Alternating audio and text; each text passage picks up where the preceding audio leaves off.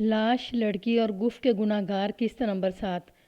शफात ने जब उस आदमी की बीमारी की अलामतें सुनी तो उसे शक हुआ कि मुमताज़ की माँ इतने दिनों से नहीं आई, तो हो सकता है वो किसी और साधु या आमल के पास चली गई हो और उस आमल या साधु या पंडित ने उसे जहरीले महलूल से नक्श लिख दिया हो। ये नक्श उस शख्स को पिला दिया गया हो। शफात ने इस शक की बिना पर उसे जहर के असरात ज़ायल करने वाली जड़ी बूटियों की बनाई हुई गोलियां दे दी और एक कागज़ पर काली स्याही से एक तावीज़ लिख कर दे दिया कि उसे हरमल की धुनी देकर बाजू के साथ बांध लेना। 10-11 दिन गुजरे तो यह आदमी फिर शफात के पास आया। उसके चेहरे की नलाहट ख़त्म हो गई थी, सीने और पेट की जलन बहुत कम और ख़ारिश बिल्कुल ख़त्म हो गई थी, कमज़ोरी भी नहीं रही थी। उसने शफात को एक नया खेस और इनाम के तौर पर खासी रकम दी। उससे शफात को यकीन हो गया कि उसे वाकई जहर दिया गया था। इत्तफाक देखें कि उससे 3-4 रोज़ बाद मुमताज़ की माँ और खाला आ गईं। परेशानी उनके चेहरों से ज़ाहिर हो रही थी। माँ ने पहली बात यह की कि मुमताज़ कहीं चली गई है। उसी आदमी के साथ नहीं, माँ ने जवाब दिया। वो आदमी यही है और उस पर शक भी नहीं। बात यह है महाराज जी, मुमताज़ की खाला ने कहा, हम एक और आदमी के पास चली गई थी, आप शायद उसे जानते होंगे। वो कीकर वाला साईं के नाम से मशहूर है। एक कीकर के दरख्त के नीचे उसने छोटा सा खैमा लगा रखा है। शफात ने कहा, तुम्हारे गांव से थोड़ी ही दूर है। वही मुमताज़ की माँ ने कहा, आपकी तरह उसकी भी बहुत शोहरत सुनी थी। आपकी तरफ से हम मायूस हो गई थी। आपकी तावीज़ों का लड़की पर ज़रा सा भी असर नहीं हो रहा था। हम कीकर वाले साईं के पास चली गई और उसे अपना मसला वैसे ही बताया जैसे आपको बताया था। हमने उसे कहा कि ये आदमी जिसे हमारी बेटी चाहती है नज़रों से ओझल हो जाए तो लड़की का दिमाग अपने मंगेतर की तरफ आ जाएगा। साईं ने 300 रुपये मांगे, हमने उसे 250 दिए। उसने एक तावीज़ लिख दिया और कहा कि किसी तरह उस आदमी को पिला दो। तावीज़ किस रंग से लिखा गया था? फीका सा सब्ज़ रंग था। माँ ने कहा, हमारे गांव की एक औरत घर का काम करती है और खुफिया काम भी कर देती है। मैंने तावीज़ पानी में घोलकर पानी एक शीशी में डाला और उस औरत को इनाम देकर कहा कि उस आदमी को ये पानी दे और कहे कि मुमताज़ ने यह कहकर भेजा है कि उसने ये पानी दम कराया है, उसे पी ले, फिर उनकी शादी हो जाएगी। इस औरत ने ये काम कर दिया। तीसरे रोज़ पता चला कि वो आदमी बीमार हो गया है। हमारी उनके साथ कोई नाराज़गी तो नहीं थी। मैं उसे देखने के लिए उसके घर गई। उसका सीना जल रहा था और जिस्म पर ख़ारिश करता था। उसके बाद हमने उसे बहुत बुरी हालत में देखा। मैं खुश हुई कि कीकर वाले साईं का तावीज़ काम कर गया है। उस आदमी ने इलाज मुआवजा बहुत कराया। फिर मैंने देखा कि वो ठीक होने लगा। मैं उसके घर गई और बज़ाहिर खुशी का इजहार किया कि वो ठीक हो गया है, लेकिन दिल में बहुत अफसोस किया। मैंने उससे पूछा कि किस सियाने से दवाई ने असर किया है। उसने जो निशानियाँ बताईं वो आपकी थीं। उसने बताया कि साधु ने दवाई के अलावा एक तावीज़ सा भी दिया था। शायद वो आप ही के पास आया था। हाँ, वो मेरे पास आया था, शफात ने कहा। उसने मुझे ये नहीं बताया था कि वो किसी लड़की को चाहता है। मैंने उस आदमी की आंखें देखीं तो मुझे शक हुआ। मैंने उस शख्स को पहले कहीं नहीं देखा था। मैंने अपने इल्म का ज़ोर चलाया और आंखें बंद की तो मुझे तुम्हारी बेटी का नाम नज़र आया। मैं समझ गया। मैंने उसे पूछा कि एक लड़की है जिसका नाम मुमताज़ है, उसके साथ तुम्हारा क्या ताल्लुक़ है? उसने वही ताल्लुक़ बता दिया जो तुमने मुझे बताया था। मैंने उसे कहा कि उस लड़की को दिल से निकाल दो, उसे कह दो कि उसके साथ तुम्हारा कोई ताल्लुक़ नहीं। मैंने उसे कहा कि वो कसम खाकर कोरे कागज़ पर अंगूठा लगाए, फिर वो ठीक हो जाएगा। उसने फ़ौरन कसम खाई कि वो आज ही लड़की के साथ ताल्लुक़ तोड़ लेगा। मैंने उससे अंगूठा लगवा लिया और उसे एक नक्श देकर कहा कि उसने पूरी कसम कर दी तो ठीक हो जाएगा, अगर ना की तो उसका हाल इससे भी बुरा होगा। उसने मुमताज़ को जवाब दे दिया था। मुमताज़ की माँ ने कहा, यह मुझे उसी औरत ने बताया था जिसके हाथ मैंने पानी भेजा था। उसने उस औरत की ज़ुबानी मुमताज़ को पैगाम भेजा था कि मुमताज़ उसे दिल से उतार दे। ये सुनकर आप पर हमारा यकीन पक्का हो गया, लेकिन लड़की गायब हो गई है। हम इसलिए आई हैं कि अपने इल्म के ज़रिए मालूम करें कि मुमताज़ कहाँ है। ये इल्म बड़ा ख़तरनाक है, शफात ने कहा। यह जिन्नों के ज़रिए कराया जाता है। बाज़ जिन शैतान होते हैं, गड़बड़ कर जाते हैं। मैंने उस आदमी के दिल से मुमताज़ निकाली और उन्होंने लड़की को गायब कर दिया। मुझे अपनी जान का ख़तरा रहता है, फिर भी मैं लड़की का पता चला लूँगा। शफात ने उन औरतों पर अपनी ज़ुबान का जादू चलाकर उन्हें अपने साथ इतना खोल लिया था कि वो उसे हर बात बताती चली जा रही थीं। उन औरतों को तो ये मालूम ही नहीं था कि उनको हाथों उस आदमी को जहरीला नक्श पिलाया गया है। शफात ने उनसे पूछा कि वो उसी आमिल के पास क्यों नहीं गई। हो सकता है वो मुमताज़ का अता पता बता दे। मुमताज़ की माँ ने अपनी बहन की तरफ देखा। बहन ज़रा सा मुस्कुराई। ये औरत खासी खूबसूरत थी, आपसे क्या पर्दा। मुमताज़ की माँ ने कहा, हम इज़्ज़त और गैरत वाले लोग हैं। हमारी बेटी लापता हुई तो हम उसके पास गईं। मैंने पहले भी देखा था कि जब भी उसके पास जाती वो मेरी इस बहन पर ही नज़रें जमाए रखता। और उसके होंठों पर मुस्कुराहट होती थी। आप गईं तो उसने उसे कहा कि जो तुम बात मुंह से निकालो वो पूरी हो सकती है। मेरा एक जिन तुम पर फिदा हो गया है, उसका दिल खुश कर दो। अभी साथ वाले कमरे में चली चलो, चाहो तो रात को आ जाना, मैं उसे हाजिर कर लूँगा। फिर जो चाहोगी पाओगी। अपने दुश्मनों की तरफ देखोगी तो तुम्हारे कदमों में बैठ जाएंगे। हम जानती हैं कि जिन भूत मौजूद हैं, लेकिन उस शख्स की आंखों में मुझे न जाने किस तरह नज़र आ गया कि जो जिन मेरी बहन पर फिदा हो गया है वो जिन यही शख्स खुद है। मेरी बहन तो पहले ही देख रही थी कि ये शख्स उसे भूखी नज़रों से देखता रहता है। हम दोनों उठ खड़ी हुई और उसे कुछ कहे बगैर वापस आ गई। शफात को अपनी शराफत जताने का मौका मिल गया। कहने लगा कि हमारे पास जो औरत आती है उसे मैं अपनी माँ बहन समझता हूँ। तुम दिन को और रात को मेरी नज़र में फ़र्क नहीं आएगा।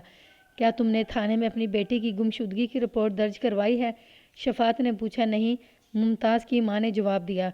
मेरे बेटे नहीं मानते, कहते हैं जहाँ गई है वही जलील होती रहे, वापस आई तो कत्ल कर देंगे। तुम्हारा खामुंद क्या कहता है? उसकी कौन सुनता है? मुमताज़ की माँ ने कहा। वो तो मज़ेरों और नौकरों पर हुक्म चलाने के सिवा कुछ नहीं करता। बेटे उसकी मानते भी नहीं। मैंने अपने बेटों की मिन्नत भी की थी कि थाने रिपोर्ट दे दें, लेकिन वो नहीं मानते। मैं माँ हूँ, मैं किस तरह अपने दिल पर पत्थर रख सकती हूँ? मैं मालूम करना चाहती हूँ कि मेरी बेटी कहाँ है। पता चल जाएगा, शफात ने कहा। कल आना। मुझे मालूम नहीं कि शफात कहाँ तक सच कहता था।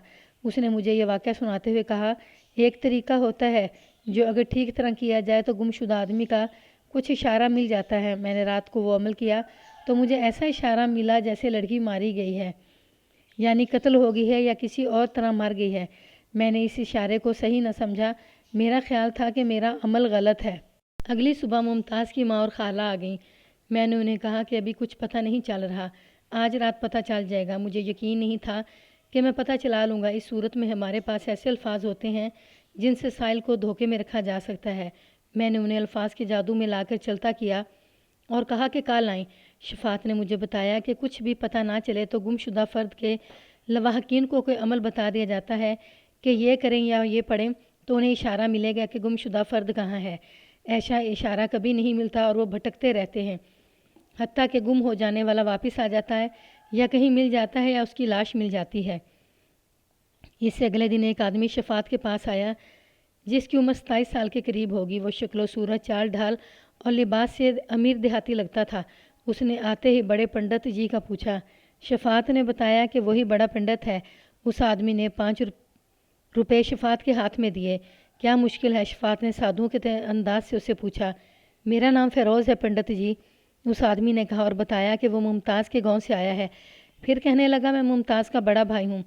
आपको अच्छी तरह मालूम है मुमताज़ कौन है। मेरी माँ और खाला आपके पास आती रही हैं, अब नहीं आएंगी। क्या आप बता सकते हैं कि मुमताज़ कहाँ है? मालूम करने की कोशिश कर रहा हूँ, शफात ने कहा। मत कोशिश करें, फ़िरोज़ ने कहा। अगर आपको पता चल गए कि मेरी बहन कहाँ है तो मेरी माँ और खाला को ना बताएं, किसी और को भी ना बताएं। आप जो खिदमत बताएंगे करूँगा, नगद, और जो मांगेंगे दूंगा। क्यों? शफात ने राजदारी से पूछा। तुम इस बात को क्यों छुपाना चाहते हो? इसमें राज वाली कोई बात नहीं, फ़िरोज़ ने कहा। मैं नहीं चाहता कि मेरी बहन वापस आए। ऐसी बहन जिसे ख़ानदान की इज़्ज़त, अपने बाप और अपने भाइयों की इज़्ज़त की परवाह ना हो, उसे वहीं रहना चाहिए जहाँ वो चली गई है। अगर वो वापस आ गई तो हम 2 भाई उसके जिस्म का कीमा बनाकर थाने चले जाएंगे। हमारी माँ पागल हो जाएगी। अगर मेरी माँ को पता चल गया कि मुमताज़ कहाँ है तो वो दौड़ कर पहुँचेगी। वो माँ है। अगर माँ उसे घर लाएगी और उसे हमसे बचाने की कोशिश करेगी तो माँ भी हमारे हाथों मारी जाएगी। बड़े पंडित जी, क्या ये बेहतर नहीं होगा कि हमारी बहन का पता ही ना चले कि वो कहाँ है, वरना खून खराबा हो जाएगा। शफात का आया आदमी था। मैं आपको ये भी बता देता हूँ कि इस सतह के लोग जो जुराइम को अपना पेशा बना लेते हैं वो औसत दर्जा इंसान से ज़्यादा ज़हीन होते हैं। अब जुर्म व सज़ा की सूरत हाल बिल्कुल ही बदल गई है। जुर्म करके सज़ा से बचना मुश्किल नहीं रहा। अंग्रेज़ों के दौर में कानून से बचना अगर नामुमकिन नहीं तो ऐसा आसान भी नहीं होता था जैसे आज होता है। मैं शफात की सतह के मुजरमों की बात कर रहा हूँ। वो बड़ा कामयाब एक्टर था। वो फ़ौरन बात की तह तक पहुँच जाता था। उसने फ़िरोज़ से ज़्यादा रकम बटोरने की ठान ली। मुमताज़ मुझे मरी हुई नज़र आ रही है, उसने कहा। कहाँ है? तुमने कहा है किसी को ना बताना, शफात ने कहा। मैं ज़ुबान पर नहीं लाऊंगा। हाँ, फ़िरोज़ ने कहा, ज़ुबान पर मत लाएं। लेकिन मुझ पर तुम्हारा हुक्म नहीं चलेगा, शफात ने कहा। हो सकता है किसी जगह मुझे ज़ुबान पर लाना पड़े। फ़िरोज़ ने जेब से 10-10 रुपयों के कुछ नोट निकाले और 5 नोट शफात के आगे फेंक दिए। यह रकम आज के 700-800 रुपयों के बराबर थी। ज़ुबान बंद रखना। फ़िरोज़ ने शफ़ात की आंखों में आंखें डाल कर कहा, देखो साधु महाराज, मैं तुम्हारी खिदमत कर रहा हूँ। मेरी बात नहीं मानोगे तो साफ सुन लो, तुम पीर और पैगंबर नहीं हो। तुम्हारा ये इल्म तुम्हें मौत से नहीं बचा सकेगा। तुम्हारे चेलों चांटों को तुम्हारी लाश मिलेगी, ये पता नहीं चलेगा कि उनका गुरु महाराज को कौन मार गया है। दोस्तों की तरह बात करो। शफ़ात तंजिया सी हंसी हंस पड़ा और बोला, दोस्त इस तरह बात नहीं किया करते जिस तरह तुम कर रहे हो। राज पूरा दो, जेब से कुछ और निकालो, फिर अगर तुम पर ऐसा वक्त आन पड़ा तो देखना ये गुरु तुम्हें किस तरह बचाता है। उसने फ़िरोज़ के करीब होकर धीमी आवाज़ में पूछा, बहन को पार कर दिया है? नहीं नहीं, फ़िरोज़ ने पुरज़ोर तरीके से कहा, मैं उसे पार कर चुका होता तो तुम्हारे पास क्यों आता? हो सकता है उसे किसी और ने मार डाला हो। फ़िरोज़ ने कहा, अगर ऐसा हुआ है तो मैं खुश हूँ। उस आदमी से नहीं पूछा जिसे वो चाहती थी, वो बेकसूर है, फ़िरोज़ ने जवाब दिया। उसने मुमताज़ को जवाब दे दिया था, ये सब फालतू बातें हैं पंडित जी, मैं जिस काम के लिए आया हूँ वो करो। ये रकम थोड़ी नहीं, कहोगे तो और भी दूंगा। ये भी याद रखना कि मेरी माँ और खाला को पता ना चले कि मैं यहाँ आया था।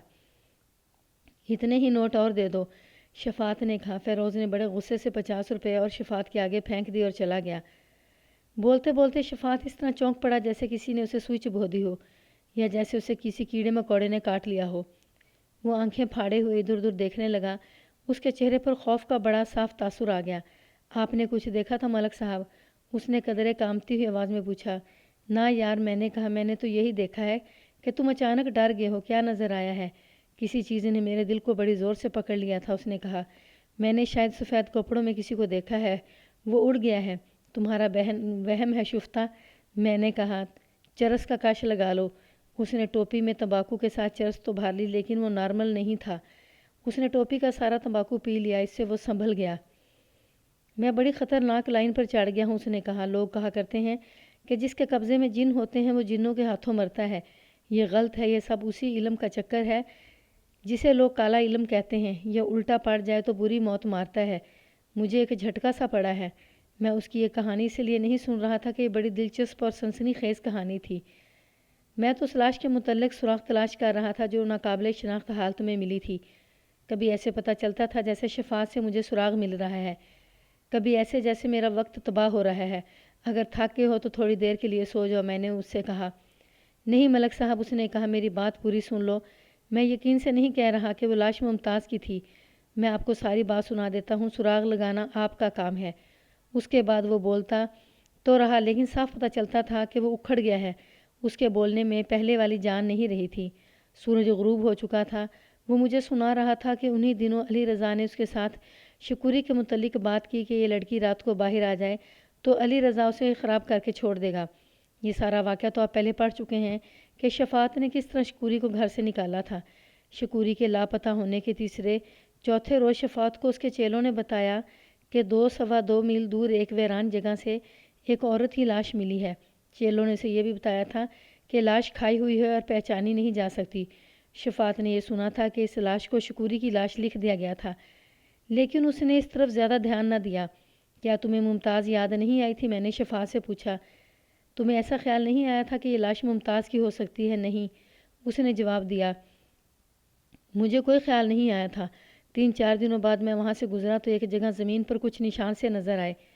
मुझे अचानक याद आ गया कि मेरे बालकों ने मुझे बताया था कि इस इलाके से लाश बरामद हुई थी और वो शायद यही जगह होगी। वहाँ मिट्टी में कपड़े का एक टुकड़ा दबा हुआ देखा। मैंने मिट्टी में से निकाल लिया। उस पर कीचड़ जमा हुआ था जो मैंने झाड़ा। ये टुकड़ा निसफ गज लंबा होगा। ये लंबूतरा था। झाड़ कर देखा, ये रेशमी फूलदार कपड़ा था। जहाँ से मैंने कपड़ा मिट्टी के नीचे से निकाला था वहाँ फिर वैसे ही नज़र गई तो चमकती हुई चीज़ दिखाई दी। ये मिट्टी में दबी हुई थी और ज़रा सी बाहर थी। मैंने उसे मिट्टी से निकाला। ये सोने की मुर्गी थी। मैं कपड़ा और मुर्गी उठाए हुए आगे चला गया। मुझे उधर ही जाना था। बरसाती नाले में एक जगह थोड़ा सा पानी जमा था। कपड़ा उसमें डबो कर निचोड़ा तो उससे मिट्टी बिल्कुल साफ़ होगी।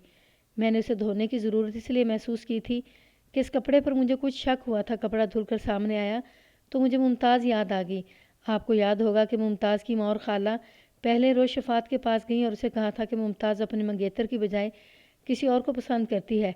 शफ़ात ने उन्हें कहा था कि लड़की के जिस्म से उतरी हुई कमीज़ उसे दे जाएं। अगले रोज़ उन्होंने अपने नौकर के हाथ मुमताज़ की कमीज़ भेजी थी जो रेशमी कपड़े की थी। ये टुकड़ा जो शफ़ात को मिला था ये भी रेशमी कपड़े का था। रंग मुमताज़ की कमीज़ वाला और फूल भी वही थे। उस ज़माने में देहात की औरतें काटन के कपड़े पहनती थीं। फूलदार कपड़ों में छींट ज़्यादा इस्तेमाल होती थी। रेशमी कपड़े अमीर माँ बाप की बेटियाँ पहनती थीं।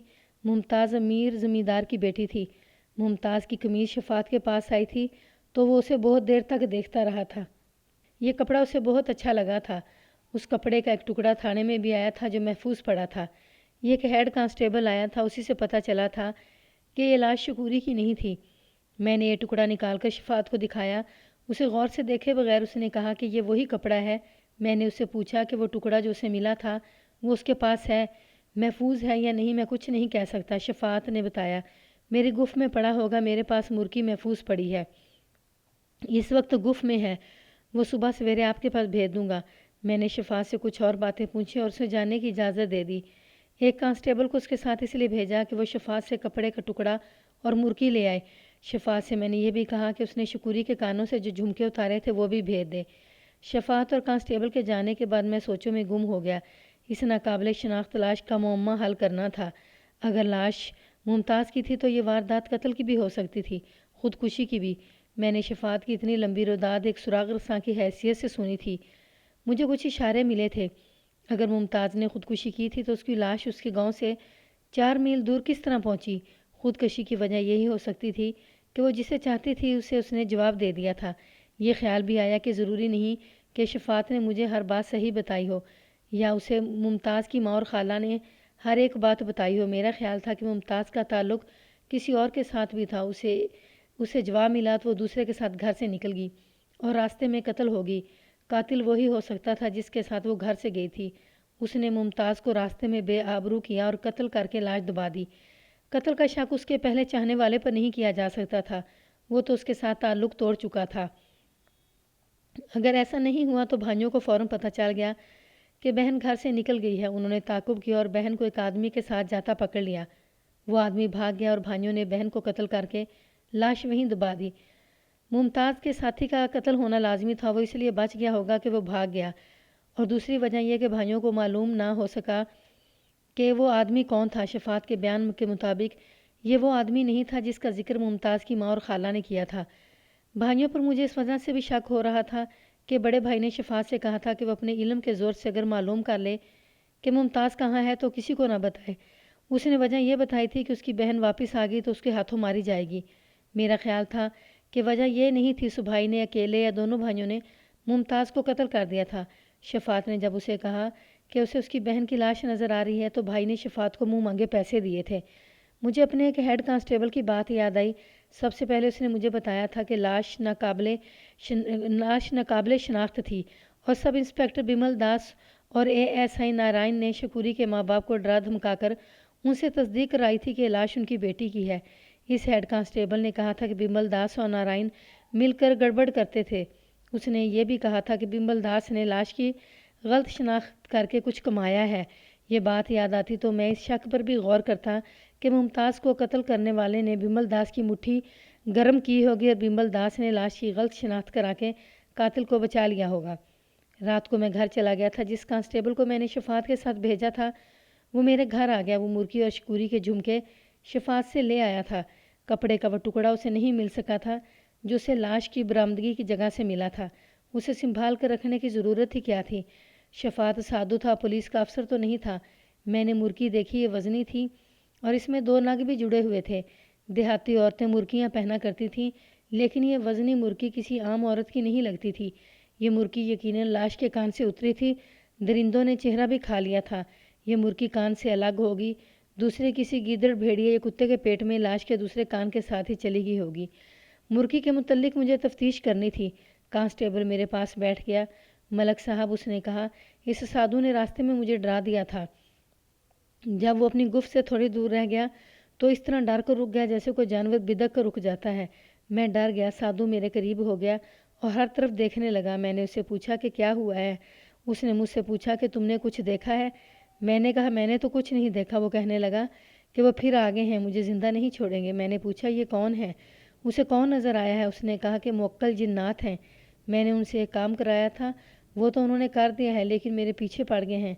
मुझे मालूम नहीं उन्हें राज़ी किस तरह करूं। मुझे तो कुछ भी नज़र नहीं आ रहा था, لیکن اس کی حالت بتا رہی تھی کہ اسے کوئی بڑی ڈراؤنی چیز نظر آ رہی ہے۔ اس نے ہاتھ جوڑ کر اس چیز کو جو صرف اسے نظر آ رہی تھی کہا، مانگو مجھ سے کیا مانگتے ہو، مجھے بخش دو، میں نے برا کیا تھا، تمہیں اپنے پیغمبر کی قسم، مجھے بخش دو، پھر کبھی ایسا کام نہیں کروں گا۔ اس کے بعد وہ لمبے لمبے سانس لینے لگا۔ مجھے ایسے پتہ چل رہا تھا جیسے اسے جو کچھ نظر آ رہا تھا وہ چلا گیا ہے۔ ملک صاحب، میرا دل ابھی تک دھک دھک کر رہا ہے۔ اس کی گفت میں داخل ہوئے تو اس کے چیلے دیسی شراب پی رہے تھے۔ ہم دونوں کو دیکھ کر وہ اٹھ کھڑے ہوئے۔ سادھو نے انہیں کہا کہ معاملہ ختم ہو گیا ہے۔ اس نے مجھے مرکی اور جھمکے نکال دیے، لیکن بہت تلاش کے باوجود کپڑے کا ٹکڑا نہ ملا۔ مجھے واپس اکیلے آنا تھا، لیکن میں اتنا ڈر گیا تھا کہ گفت سے باہر قدم رکھنے کی ہمت نہیں تھی۔ سادھو نے مجھے کہا کہ تمہیں ڈرنے کی ضرورت نہیں، وہ تمہیں کچھ نہیں کہیں گے، نہ تمہیں نظر آئیں گے۔ میں نے دل مضبوط کیا اور آ گیا۔ شفاعت کو ایسا ہی دورہ میرے پاس بھی پڑا تھا۔ میں نے سن رکھا تھا کہ کالا علم چلانے والوں کی اپنی جان خطرے میں رہتی ہے اور اس پر الٹا اثر ہو جاتا ہے۔ کسی کو پریشان کرنے کے لیے کالا جادو کیا جائے تو الٹا بھی ہو سکتا ہے۔ میرا خیال تھا کہ شفاعت اپنے ہی پراسرار عمل کا شکار ہو رہا تھا۔ اس نے شکوری جیسی نیک لڑکی کو کالے جادو کے ذریعے گھر سے نکالا تھا۔ میرا خیال تھا کہ یہ اسی کا الٹا اثر تھا۔ مجھے یاد آیا کہ اس نے میرے ساتھ باتیں کرتے کہا تھا، میرے آگے کوئی ساری دنیا کی دولت رکھ دے، میں یہ کام پھر کبھی نہیں کروں گا۔ لڑکی میرے سامنے رو رہی تھی اور مجھے پتہ چل رہا تھا کہ باہر جن بھوت ناچ رہے ہیں۔ میں جان گیا کہ عمل الٹا ہو رہا ہے اور اب میری خیر نہیں۔ مجھے اس سے کوئی غرض نہیں تھی کہ اس کی خیر تھی یا نہیں۔ میرا مسئلہ کچھ اور تھا۔ شفاعت کی خیر خیریت کے ساتھ مجھے ذرا بھی دلچسپی نہیں تھی۔ میں نے کانسٹیبل کو بھیج دیا اور خود سو گیا۔ میں نے دوسرے دن شکوری کے باپ کو گاؤں سے بلوایا۔ میں نے کانسٹیبل سے کہہ دیا تھا کہ شکوری کو باپ کو بتا دینا کہ شکوری کی انگوٹھی اور جھمکے لے جائے۔ مجھے ممتاز کے دونوں بھائیوں اور ماں باپ کو تھانے بلانا تھا۔ وہ سب مشتبہ تھے۔ وہ دوسرے تھانے کے علاقے کے رہنے والے تھے۔ میں نے دفتری کارروائی کرنے سے پہلے اس تھانے کے سب انسپکٹر انچارج کو ٹیلی فون پر بتا دیا کہ مجھے اس کے علاقے کے فلاں فلاں افراد کی ضرورت ہے۔ سب سے پہلے شکوری کا باپ آیا، اس کے ساتھ نائک زبیر احمد بھی تھا۔ اسے پتہ چلا کہ شکوری کے باپ کو تھانے بلایا گیا ہے تو وہ بھی ساتھ چل پڑا۔ میرے پوچھنے پر اس نے بتایا کہ اس کی چھٹی کے 10 دن رہ گئے ہیں، وہ 1.5 ماہ کی چھٹی آیا تھا۔ اس نے یہ بھی بتایا کہ اس نے اپنے ماں باپ کو راضی کر لیا ہے، وہ شکوری کے ساتھ شادی کر رہا ہے۔ شکوری کے باپ نے شکوری کے جھمکے پہچان لیے۔ انگوٹھی زبیر کی خریدی ہوئی تھی، یہ منگنی کی انگوٹھی تھی۔ میں نے دونوں چیزیں شکوری کے باپ کو دے دیں۔ وہ رو پڑا، اگر زبیر ہماری مدد نہ کرتا تو ہم جیتے جی ختم ہو گئے تھے۔ شکوری کے باپ نے کہا، زبیر نے بڑی دلیری سے لوگوں کو بتایا ہے کہ شکوری کہاں گئی اور کس طرح گئی تھی۔ وہ دونوں جانے لگے تو زبیر میرے پاس کھڑا رہا۔ میں نے اسے پہلے بھی کہا تھا اور ایک بار پھر کہا کہ وہ اپنے آپ کو ٹھنڈا رکھے اور انتقام کی نہ سوچے۔